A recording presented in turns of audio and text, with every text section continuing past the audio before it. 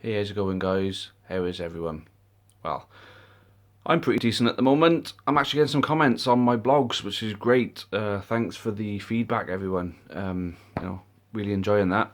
And I've actually had some requests, which I'm actually going to meet them. Hopefully, further requests will come in, and you'll end up hearing me and watching me a lot more often. Sorry about that, by the way. Anyway, the first one I'm going to meet is the EFL trophy, the new reformation of it. I've just been reading up on it on Wikipedia, which explains exactly how it's going to work next season. I thought before holding an opinion, I best understand it first. So, looking at it, there's going to be 64 clubs in the competition, 24 from League Two, 24 from League One, and there's 16 not Premier League teams as such, but 16 teams with a Category 1 youth academy. So 64 teams, obviously all of League 2 and League 1 teams from next season. So far, there's 10 teams who have accepted invitations. Everton, Leicester, Middlesbrough, Newcastle, Southampton, Stoke City, Sunderland, Swansea, West Brom and West Ham. There's 6 further teams to be confirmed. I know there have been teams, including Man City, who've turned it down so far. So I thought it'd be a good run out for the youngsters that they're obviously going to bring through their youth system, Man City, whatever.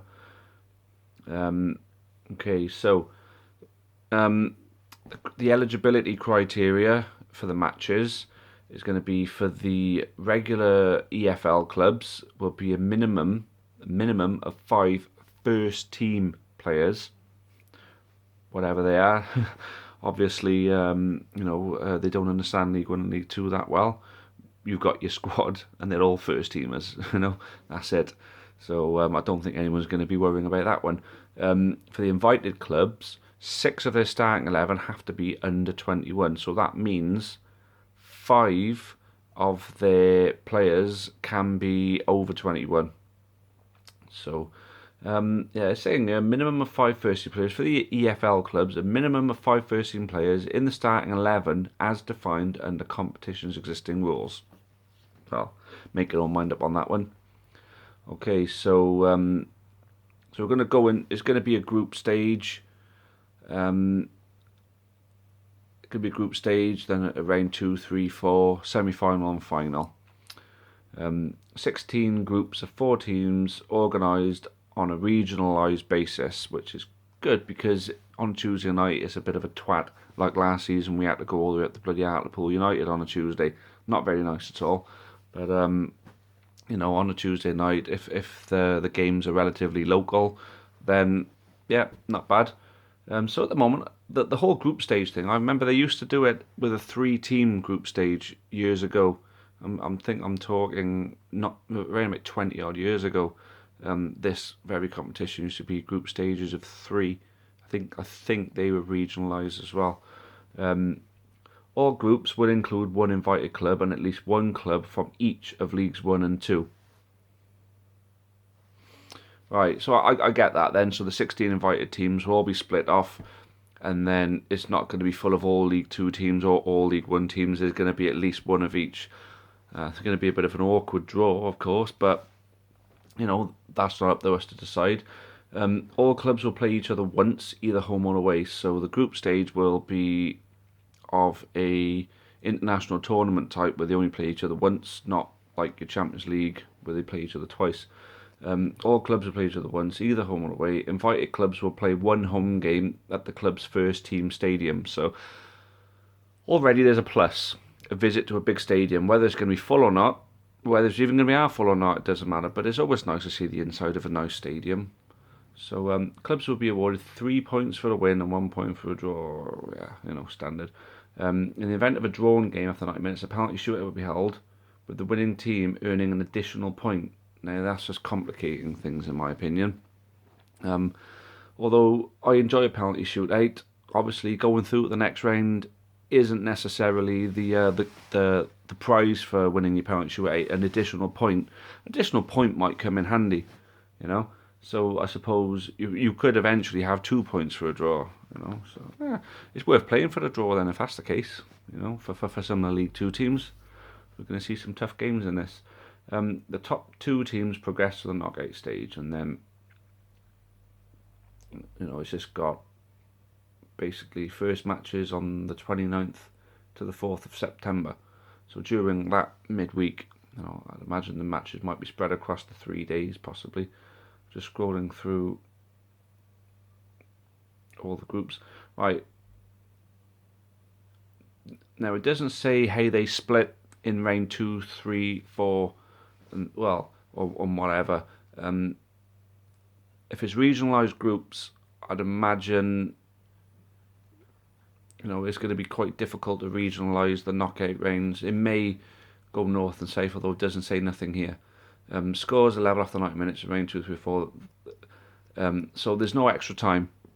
It's just penalties. 32 teams obviously remaining in the competition for round 2, then 16, then 8, then 4, then 2 for the final. Match proceeds. Now, this is the important one. 45% to the home club, 45% to the away club, 10% to the pool account. Now, there's no explanation. I can only imagine that the pool account is going to be what will contribute to the prize money for this. So there could be a bit of prize money. All proceeds will be split. So it is 45, 45 and 10% on that.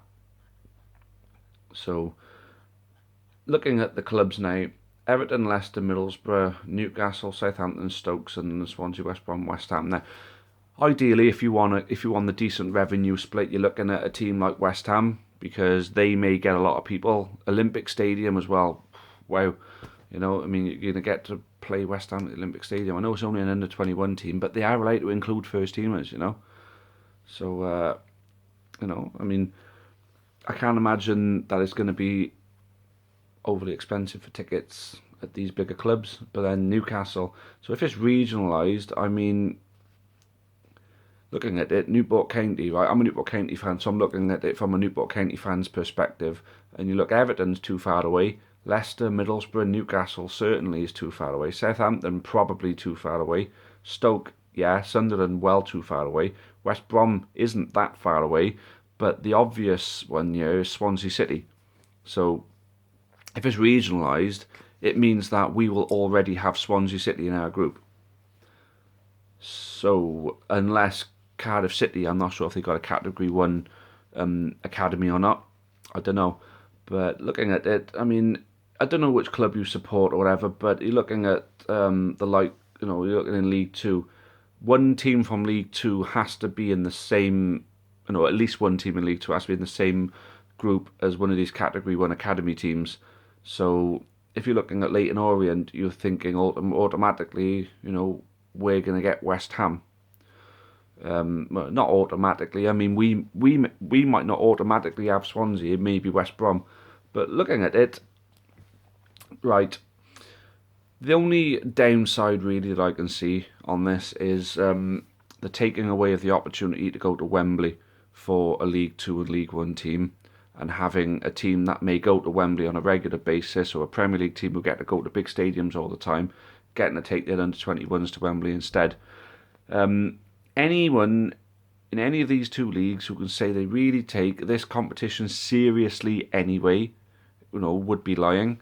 The only way you're going to take it seriously is if you happen to find yourself in the latter stages. It's very much like the Premier League teams in the League Cup, the top Premier League teams.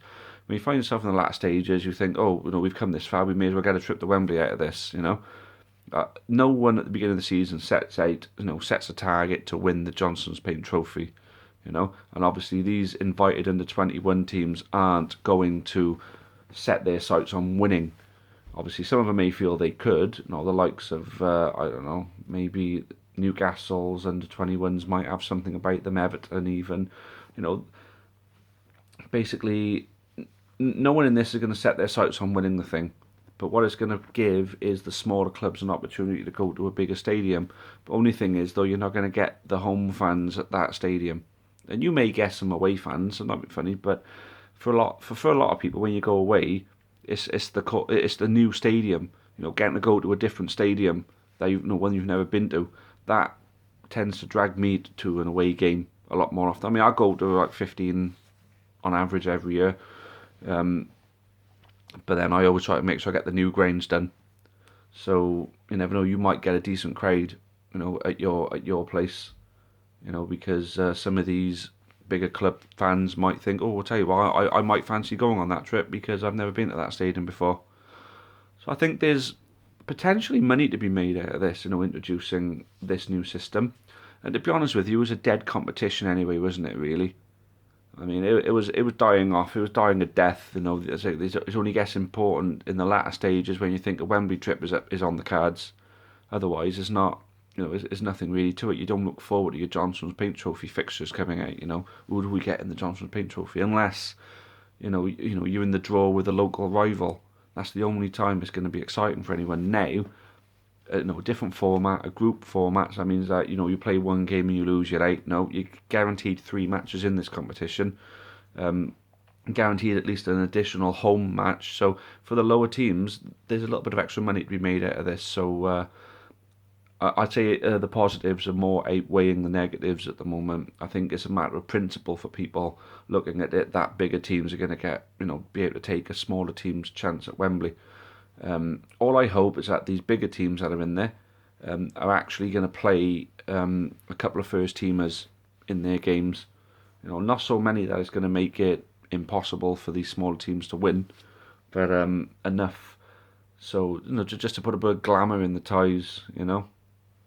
So yeah, that's my word on it. I'm for it. I'm putting myself out there and saying I'm for it. The EFL trophy, football league, innovative, modern football thinking. Money. And that's what it's got to be. I mean, I don't like the whole money side of football these days. It's who's got the most money tends to prevail. I know last season was very much a case of that's not actually the case. It was very much a case of Leicester City going and winning the league. It was very much a case of Accrington Stanley on the lowest budget in League Two nearly getting promoted. Burton Albion newly promoted from League Two getting promoted to the Championship. Now they've given us hope that it's not all about money, but realistically thinking, it is about money.